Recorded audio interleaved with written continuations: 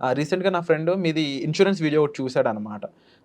So, చూసినప్పుడు ఓవరాల్‌గా insurance ఒకటే కాదురా నాకు ఇంకా ప్లానింగ్ ఉంది. ఒక బిల్ చేయాల్సినవి చాలా ఉన్నాయి అని చెప్పాడు.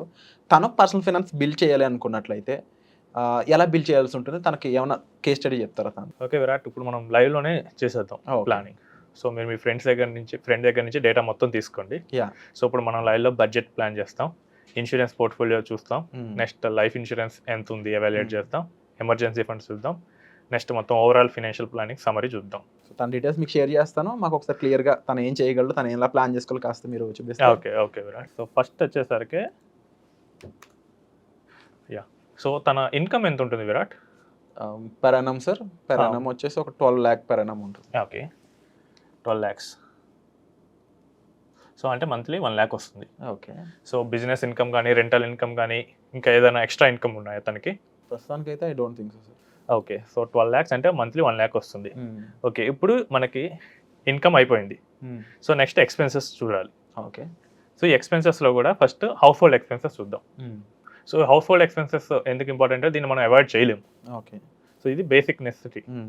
సో, హౌస్ రెంట్ ఎంత ఉంటుంది? 20,000 ఉంటుంది. Okay. Maintenance?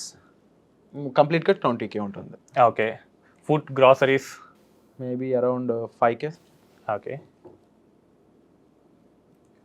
So, vehicle, fuel? Around 2,000 for fuel. Okay. So, medicines, doctor? Occasional కాబట్టి మనం మీరే చెప్పాలి ఎంత మెన్షన్ చేయొచ్చని. So, electricity, water, annual maintenance charges? Electricity around 1,000. Okay. Water bill? మొత్తం 1,000. The area depends okay. కాబట్టి.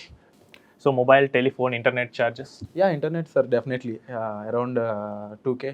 So, TV, newspaper, Amazon, Hotstar, OTT subscription? Subscriptions again. So, around 1,000. Okay. So, others ఏమైనా ఉండొచ్చా? I think మనం అన్నీ deal చేసాం sir. Okay. So, ఆయనకొచ్చే 1 లాక్‌లో 31% household కేటగరీకే వెళ్తుంది. Okay. So, okay. So, next lifestyle expenses చూద్దాం. హ్మ్. సో, క్లాత్స్, యాక్సెసరీస్ మీద ఎంత స్పెండ్ చేస్తారు మీ friend? He spend some good amount sir. So, around ఒక 5,000 పర్ మంత్ అనుకో. So, shopping, gifts, electronics, gadgets?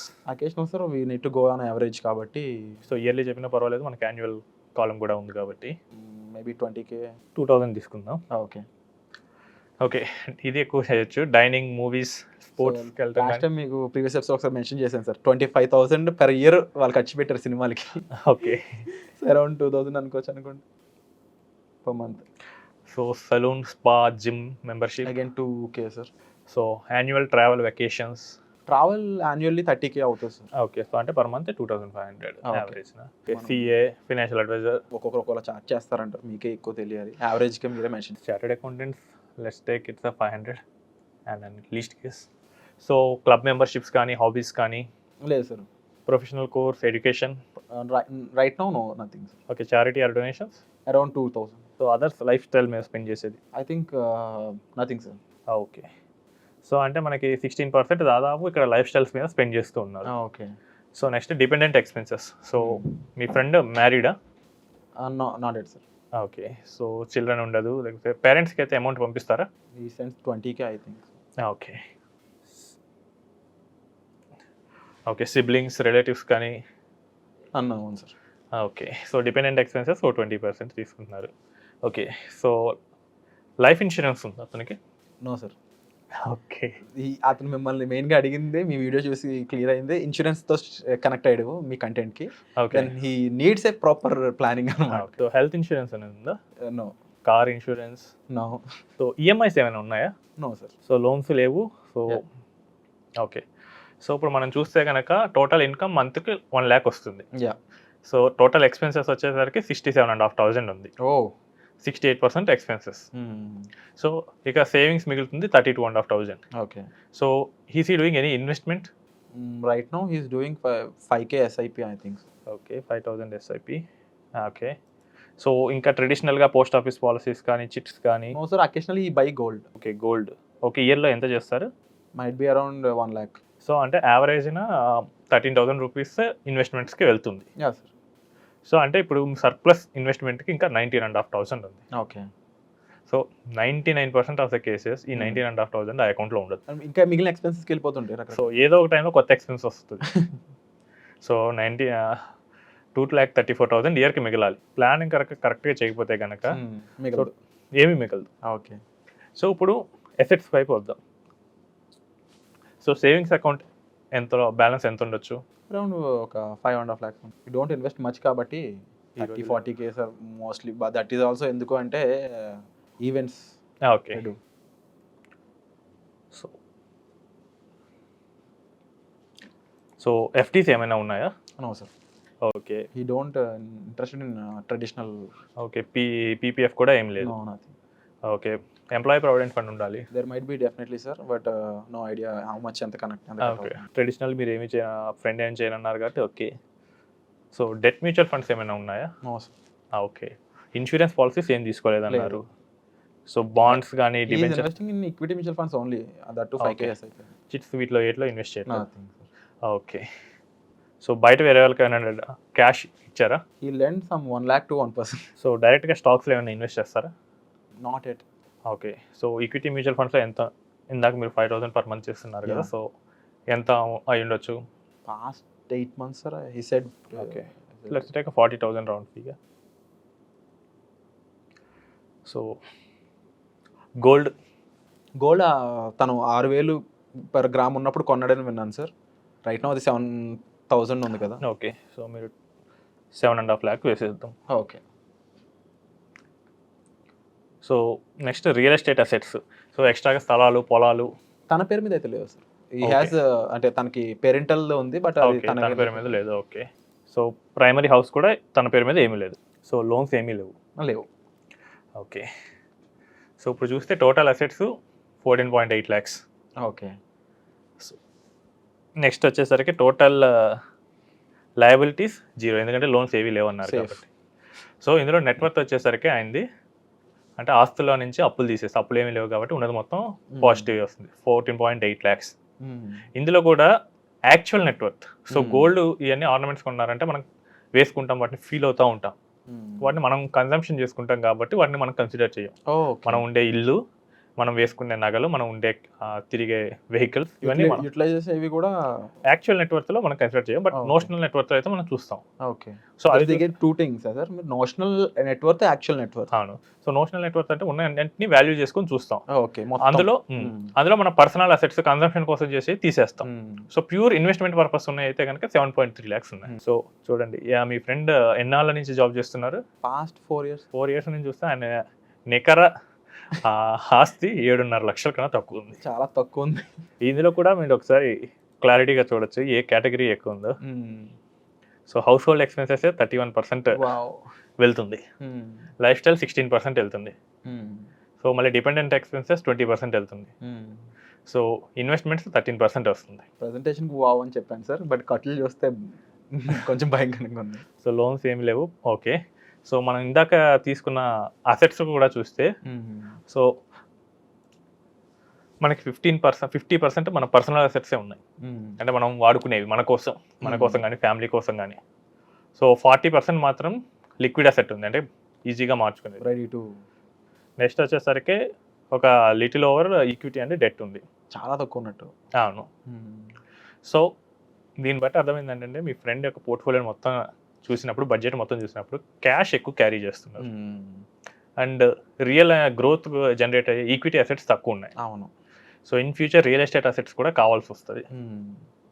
So he needs a proper planning కావాలి. ఇప్పుడు ఏమైందంటే మీ ఫ్రెండ్ ఒక ఎంటైర్ నెట్వర్త్ ఇన్వెస్ట్మెంట్స్ మొత్తం వచ్చేసింది. సో నార్మల్గా ఏంటంటే ఇప్పుడు ఫైనాన్షియల్ ప్లానింగ్లో నెక్స్ట్ స్టెప్కి వెళ్ళేటప్పుడు మిమ్మల్ని ఒక క్వశ్చన్ అడుగుతాను. సో నార్మల్గా ఒక పర్సన్కి ఉంటే బిగ్గెస్ట్ రిస్క్స్ ఏంటి? మీరు ఇప్పుడు ఆ జాబ్ లాస్ అయిందంటే ఇన్కమ్ ఉండదు, ఓకే, హెల్త్ ఎమర్జెన్సీ లాంటివి వచ్చినాయి అంటే హెల్త్ బిగ్గెస్ట్ థింగ్ అని చెప్పొచ్చు. హెల్త్ రిస్క్ కానీ చెప్పలేం, కానీ కొన్ని అకేషన్స్ పెద్ద ఈవెంట్స్ లాంటివి ఖర్చు పెట్టాల్సిన ఈవెంట్స్, పెళ్లి ఎక్సెట్రా, అవి నేను రిస్క్ అని తీసుకోను. హెల్త్ అండ్ జాబ్ లాస్ అనేది చెప్పొచ్చు. సో మీరు ఖర్చు పెట్టాలనుకునేటప్పుడు ఏదైనా చేసి కానీ మీరు ఖర్చు పెడతారు, సో దానికి నో ప్రాబ్లం, అది పెద్ద రిస్క్ ఏం కాదు. Money wise job loss and health emergency. అసలు పర్సనే లేకపోతే డిపెండెన్స్కి ఎక్కడి నుంచి వస్తుంది? ఓకే. Life risk. సో ఇప్పుడైతే డిపెండెన్స్కి ఆయన ప్రతి మంత్ 20K పంపిస్తూ ఉన్నారు. సో రేపు పెళ్ళైన తర్వాత ఇంకా పెరుగుతుంది ఈ డిపెండెన్స్. డెఫినెట్లీ. ఇప్పుడు మనం ప్లాన్ చేసుకునేటప్పుడు ఈ లైఫ్ రిస్క్ని ఎలా మిటిగేట్ చేయాలి, ఎలా తగ్గించాలి? నెక్స్ట్ హెల్త్ రిస్క్ని ఎలా తగ్గించాలి, ఓకే. నెక్స్ట్ జాబ్ లాస్ అయితే ఏం చేయాలి. ఓకే. సో ఇప్పుడు మన ఫైనాన్షియల్ ప్లానింగ్ చూడండి అన్ని సినారియోస్ని కన్సిడర్ చేస్తుంది. So first of all person లేకపోతే ఏంటి అనే దానికి లైఫ్ రిస్క్ ఎక్కువ ప్లాన్ చేస్తారు. మనం అన్నింటినీ ప్లాన్ చేస్తాం ఫస్ట్. ఓకే. సో అందులో ఫస్ట్ పర్సనల్ లేకపోతే డిపెండెన్సీని ఎవరు చూసుకుంటారు. ఓకే. సో ఎమోషన్ లాస్ ఎలాగూ ఉంటుంది. సో అవును. ఫినాన్షియల్ లాస్ని ఎలా తగ్గించాలి. సో సొల్యూషన్ ఏంటంటే బయింగ్ ఏ term insurance. Okay. First primary thing అంటారు. ఫస్ట్ ప్రైమరీ థింగ్ డిపెండెంట్స్ ఉన్నారు అంటే కనుక టర్మ్ ఇన్సూరెన్స్ తీసుకోవాలి. ఓకే. సో ఆ టర్మ్ ఇన్సూరెన్స్ కూడా ఎంత తీసుకోవాలి. సో ఇప్పుడు మనం ప్లాన్ చేద్దాం. సో లోన్స్ ఏమీ లేవు. సో మ్యారేజ్ కూడా కాలేదు కాబట్టి హైయర్ ఎడ్యుకేషన్ చిల్డ్రన్స్ ఏమి ఉండదు. కానీ ఇల్లు కొనలేదన్నారు. అవును. సో ఫ్యూచర్లో కొనే అవకాశం ఉందా? డెఫినెట్లీ. ఓకే. సో హైదరాబాదే కదా. యా. సో 1 crore బడ్జెట్లోనే కదా తీసుకునేది. Okay, let's say 1 crore. So house hold expenses, life style expenses ఉన్నాయి. సో సేమ్ పర్సనే కాబట్టి దాదాపు నేను 50% డిస్కౌంటింగ్ ఫ్యాక్టర్ తీసుకుంటున్నా. సార్ ఇక్కడ డిస్కౌంటింగ్ ఫ్యాక్టర్ అన్నారు కదా, అంటే సో ఇప్పుడు ఇది మనం టర్మ్ ఇన్సూరెన్స్ ఎవాల్యుయేట్ చేసేటప్పుడు ఇందాక మనం బడ్జెట్లో మొత్తం ఆయన ఖర్చులు ప్లస్ ఫ్యామిలీ ఖర్చులు తీసుకున్నాం. అవును. సో ఇప్పుడు డిస్కౌంటింగ్ ఫ్యాక్టర్ అంటే ఆయన ఖర్చులు ఎంత పర్సెంటేజ్ ఉంటాయి. సో టర్మ్ ఇన్సూరెన్స్లో వచ్చిన అమౌంట్ పర్సన్ లేనప్పుడు వస్తాయి కాబట్టి ఆ ఖర్చులు నెక్స్ట్ తీసేస్తాం. ఓకే. ఓకే. సో ఒక 50% తీసేస్తాం. సో మ్యారేజ్ అవ్వలేదన్నారు కాబట్టి జస్ట్ పేరెంట్సే ఉన్నారు కాబట్టి ఒక 25 years రిమైనింగ్ లైఫ్ ఎక్స్పెక్టెన్సీ తీసుకుంటున్నారు. ఓకే. సో చాలా మంది చేసే మిస్టేక్ ఏంటంటే ఇక్కడ ఇన్ఫ్లేషన్ కన్సిడర్ చేయరు. పెరిగే ఖర్చులు. సో ఇప్పుడు ఫర్ ఎగ్జాంపుల్ ఇప్పుడు ఒక 2.85 lakhs వాళ్ళకి అవసరం అవుతుంటే రేపు ఒక 10 years తర్వాత అట్లీస్ట్ 6 lakhs అవసరం అవుతుంది. డెఫినెట్లీ. ఇదేంటంటే లైఫ్ స్టైల్ పెంచుకుంటా ఉంటే. సో లైఫ్ స్టైల్ పెంచుతా అంటే కనుక పెరుగుద్ది. సో ఇప్పుడు నేను ఇంటి పక్కన ఉండే చిన్న హోటల్లో నేను టిఫిన్ చేస్తానంటే 30-40 రూపీస్లో అవుతుంది. లేదా నేను పార్క్ హయాత్లో చేస్తానంటే 2000 కట్టాలి. సో లైఫ్ స్టైల్ ఎక్స్పెన్స్ అంటే చాలా మంది ఫినాన్షియల్ ప్లానర్స్ కన్సిడర్ చేయరు. బట్ లైఫ్ స్టైల్ ఇన్ఫ్లేషన్ కనుక మనం ప్రాపర్గా చూసుకోకపోతే క్యాలిక్యులేషన్ అంతా రాంగ్ అవుతుంది. ఇందులో నేను జస్ట్ జనరల్ ఇన్ఫ్లేషన్ మాత్రమే తీసుకున్నాను. Tax on investment income. So జనరల్గా మనం equities long term capital gains tax 12.5 కాబట్టి అదే తీసుకున్నాం. So expected return. సో మనకి ఇన్సూరెన్స్ ప్రొసీడింగ్స్ మీద ఎంత రిటర్న్ జనరేట్ చేయగలం. సో అదొక 12% తీసుకుందాం. సో మనకి ఇప్పుడు ట్యాక్స్ అడ్జస్టెడ్గా 10.5% వస్తుంది. సో అంటే మనకి ఇప్పుడు ఎంత కార్పస్ కావాలంటే 47 lakhs కావాలి. ఓకే. సో 47 lakhs ఉంటే కనుక ఇప్పుడు ఆయన ఏదైతే పేరెంట్స్కి సెండ్ చేస్తున్నారో సో అది నెక్స్ట్ 25 years వరకు ఇన్ఫ్లేషన్ కన్సిడర్ చేసుకుంటూ పంపొచ్చు. సో అండ్ ఇందాక మనం తీసుకున్నట్లు హౌస్ కొనాలనుకుంటున్నాడు ఫ్యూచర్లో కాబట్టి అక్కడ ఒక 1 crore ప్లస్ 47 lakhs అంటే అట్లీస్ట్ 1.5 crore ఆయనకి ఇన్సూరెన్స్ కావాలి. సో ఈ 1.5 crore కూడా ప్రెజెంట్ ఏమైనా ఇన్సూరెన్స్ ఉందండి? ఇందాక లేదన్నారు. లేదు. సో ఇన్వెస్ట్మెంట్ అసెట్స్ ఏమున్నాయంటే ఇందాక చెప్పినట్టు ఒక 14.5 lakhs ఇన్వెస్ట్మెంట్ అసెట్స్ ఉన్నాయి. గోల్డ్, లిక్విడ్ క్యాష్ అన్నీ. సో ఇది ఇస్తే అట్లీస్ట్ 1.32 crores బిల్ చేయాలి ఇన్సూరెన్స్లో. సో సింపుల్గా ఏంటంటే ఒక 30 లోపే కదా ఏజ్. సో ఒక 1000 rupees per month పెట్టేసుకుంటే కనుక మనకి 1.5 crore వరకు ఈజీగా వచ్చేస్తుంది. నెక్స్ట్ వచ్చేసరికి ఎమర్జెన్సీ ఫండ్. సో ఇందాక జాబ్ పోతే ఎలా అన్నారు. సో జాబ్ పోతే ఏం చేయాలంటే మనం ముందుగానే ఎమర్జెన్సీగా క్యాష్ లాంటి ఇన్వెస్ట్మెంట్స్లో కానీ పెట్టుకోవాలి. సో సింపుల్గా ఇది ఎందుకు యూజ్ అవుతుందంటే కోవిడ్ టైంలో చాలామంది జాబ్ లాస్ అయ్యారు లేదా వేజెస్ తక్కువ ఇచ్చారు. ఎట్లాగో మీకు వర్క్ ఏం లేదు సో నార్మల్గా ఇవ్వమని చెప్పి చాలా సెక్టార్స్లో. IT sector is an exemption, అది వర్క్ ఫ్రమ్ హోమ్ చేయొచ్చు. బట్ చాలామంది అయితే ఎఫెక్ట్ అయ్యారు. ఇప్పుడు ఐటీలో కూడా రెసిషన్ వస్తుంది, జాబ్ పోతే సో ప్రాబ్లం అవుతుంది. సో జనరల్గా టాలెంటెడ్ పర్సన్స్ అయితే కనుక 6 months లోపలనే తిరిగి జాబ్ తెచ్చుకుంటారు. సో మనం 6 monthsకి ఒక ఎమర్జెన్సీ ప్లాన్ చేద్దాం. మీరు ఇందాక చెప్పిన డేటా ప్రకారం అయితే కనుక పర్ మంత్ 67,500 ఎక్స్పెన్సెస్ అవుతున్నాయి. సో ఇప్పుడు మనం 6 monthsకి ప్లాన్ చేద్దాం. సో 6 monthsకి ప్లాన్ చేస్తే కనుక 4 lakh. సో ఈ 4 lakhs మనకి ఎమర్జెన్సీ ఫండ్గా కావాలి. సో మీరు ఇందాక ఆల్రెడీ చెప్పిన దాని ప్రకారం 5.5 lakhs అకౌంట్ క్యాష్ ఉంది. సో ఎమర్జెన్సీ ఫండ్ అయితే మనం ఈజీగా సెట్ చేయొచ్చు. అంటే సార్ మీరు చెప్పిన ప్రకారం ఇప్పుడు మొత్తం బ్యాంక్ అకౌంట్లో ఉంచేసుకోవచ్చు. అలాగే ఎమర్జెన్సీ ఫండ్కి bank account is one of the option. Okay.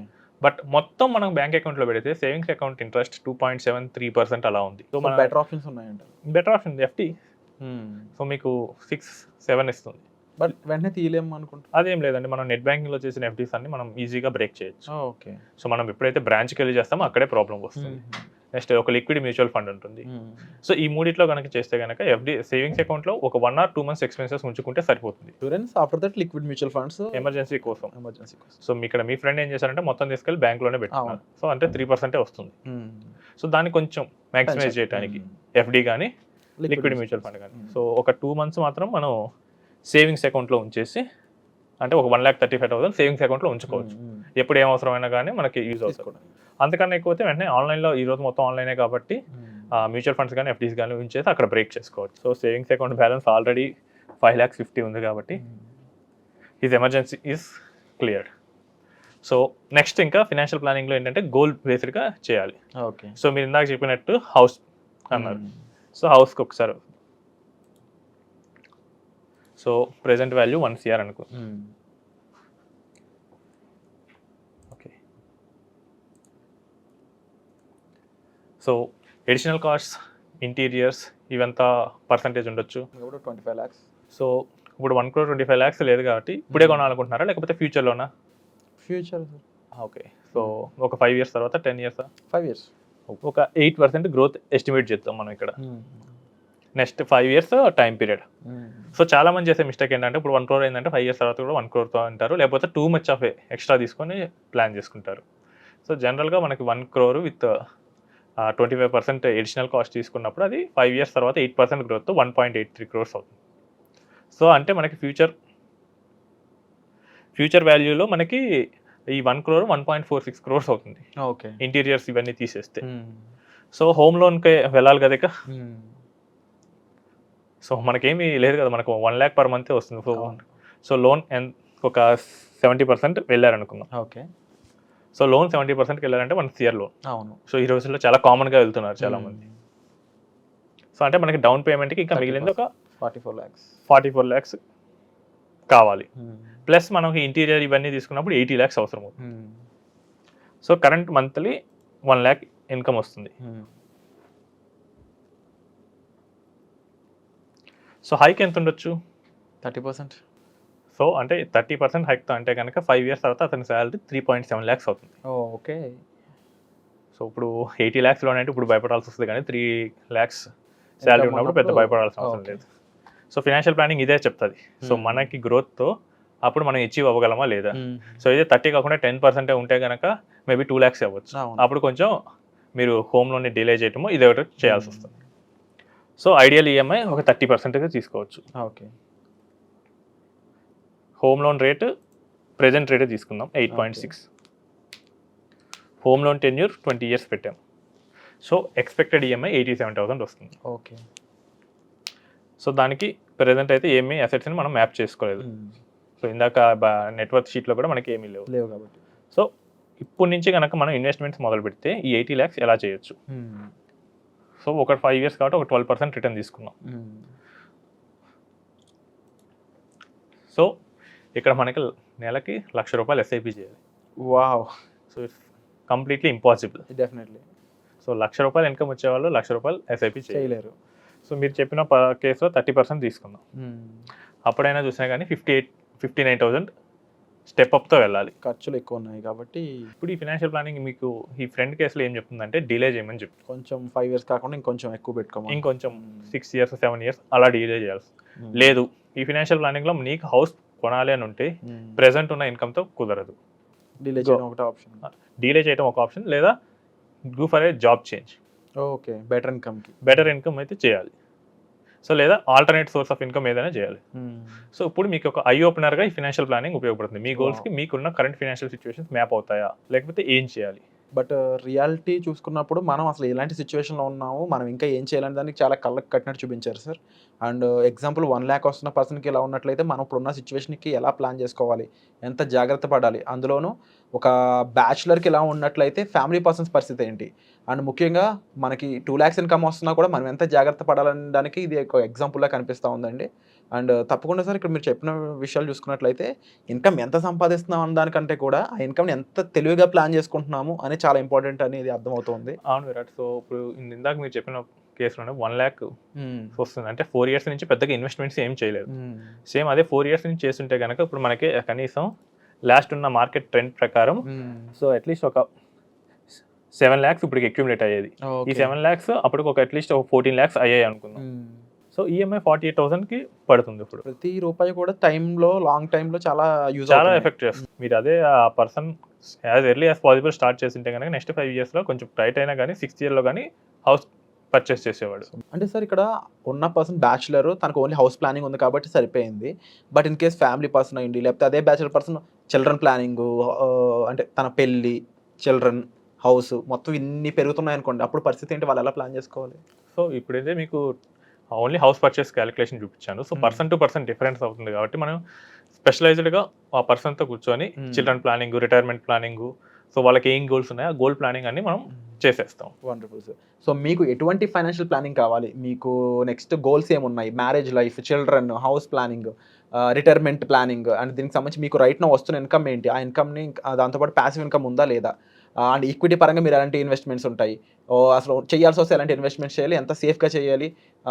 అంటే ఎలాంటి రిస్క్ని మీరు ఫేస్ చేయగలరు? ఇలాంటి ఎన్నో విషయాలు ఓవరాల్ ఫైనాన్షియల్ ప్లానింగ్పై మీకు ఒక అవగాహన కావాలి. మీరు పర్సనల్ ఫైనాన్షియల్ ప్లానింగ్ చేసుకోవాలనుకున్నట్లయితే వెంటనే డిస్ప్లే అవుతున్న నెంబర్స్ కాల్ చేయడం ద్వారా సార్ని మీరు మీట్ అవ్వచ్చు. దాని ద్వారా ఇదే క్యాలిక్యులేషన్ మీకు పర్సనల్గా చేసుకునే ఛాన్స్ అనేది మీకు దొరుకుతుంది అనమాట. So thank you so much sir. Thank you so much. Thank you Virat.